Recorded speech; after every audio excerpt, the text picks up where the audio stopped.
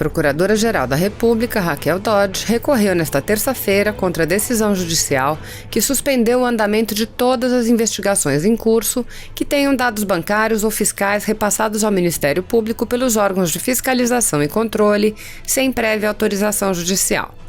Tomada há uma semana pelo presidente do Supremo Tribunal Federal, ministro Dias Toffoli, a decisão tem caráter liminar e foi dada em resposta a uma reclamação da defesa do senador Flávio Bolsonaro, investigado no Rio de Janeiro. No recurso, um embargo de declaração, a Procuradora-Geral sustenta que a decisão apresenta obscuridades que devem ser sanadas pelo ministro, de forma que possa ser analisada a possibilidade de apresentação de recurso. Na petição, a Procuradora-Geral sustenta a existência de 3 obscuridades na decisão. O fato de ter implicado expansão indevida do objeto do recurso extraordinário, contrariado precedentes vinculantes do STF e ampliado o pedido para abranger situações diferentes em curso no território nacional, aplicando dispositivos legais e precedentes da Suprema Corte que se dirigem a temática completamente diversa. A liminar considerou o recurso extraordinário 105, cuja origem são contribuintes de São Paulo multados pela Receita Federal em 2003.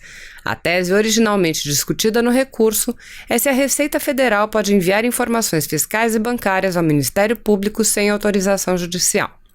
Em relação à primeira obscuridade, Raquel Dodge frisou que o reclamante não questiona a possibilidade de o Conselho de Atividade Financeira emitir relatório de informações financeiras ao Ministério Público do Rio de Janeiro sobre movimentação atípica e que, inclusive, admite a legalidade do procedimento regulado pela Lei 9.613 de 1998.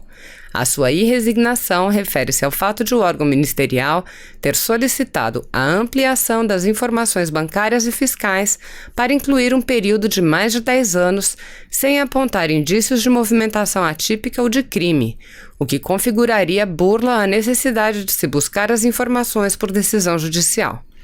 A decisão embargada haveria de limitar-se a resolver a segunda situação, objeto do pedido do requerente em petição avulsa, que aportou aos autos deste recurso extraordinário interposto pelo MPF para cuidar de outra matéria, afirmou em um dos trechos do documento. Sobre a segunda obscuridade, a PGR afirma que, enquanto o objeto da decisão embargada é a transferência de dados fiscais bancários por órgãos de fiscalização e controle ao Ministério Público, ações diretas de inconstitucionalidade, usadas como paradigmas, tratam de um repasse de dados bancários por instituições financeiras à administração tributária, sem prévia autorização judicial. No acórdão paradigma, não se tratou em momento algum da transferência de dados fiscais e ou bancários por órgãos de fiscalização e controle, como o COAF e a Receita Federal, ao Ministério Público sem prévia autorização judicial, e muito menos das balizas objetivas para que tal transferência ocorra. Este não era o objeto das ADIs 2386, 2390, 2397 e 2859, sustentou.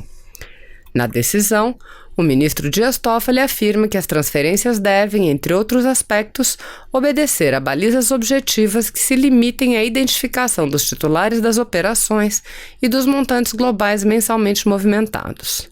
Ainda sobre esse aspecto, Raquel Dodge lembra que, para funcionar, a engrenagem anti-lavagem existente no país depende diretamente da possibilidade de o COAF enviar ao Ministério Público os dados financeiros que possam demonstrar a existência de indícios do crime e possibilitar a atuação do órgão na investigação e persecução do ilícito. Menos do que isso levará à inefetividade dessa engrenagem e, assim, ao enfraquecimento do combate à lavagem de capitais, completa. Lembrando que o envio de informes relacionados com a identificação dos titulares das operações e os montantes globais mensalmente movimentados não é suficiente para o propósito. A Procuradora-Geral da República cita ainda o fato de a questão envolvendo a Receita Federal, tema no recurso extraordinário, ter como base legal a Lei Complementar 105 de 2001 e a referente ao COAF ser disciplinada pela Lei 9.613 de 1998.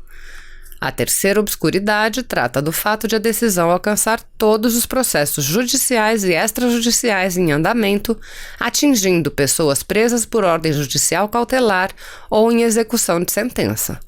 Conforme assinalou a PGR, a ordem dada com base no poder geral de cautela gera obscuridade, uma vez que aplica a repercussão geral prevista no artigo 1035 do Código de Processo Civil a inquéritos policiais e procedimentos investigatórios criminais, possibilidade essa já afastada pelo plenário do STF.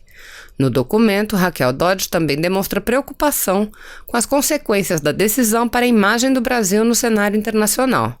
Citando o Grupo de Ação Financeira Internacional, o GAFI, ela destaca a importância de o país estar adimplente com as recomendações do órgão, evitando que o país possa ser visto como paraíso fiscal não cooperativo na repressão da lavagem de dinheiro ou financiamento ao terrorismo, ou por tolerar essas práticas.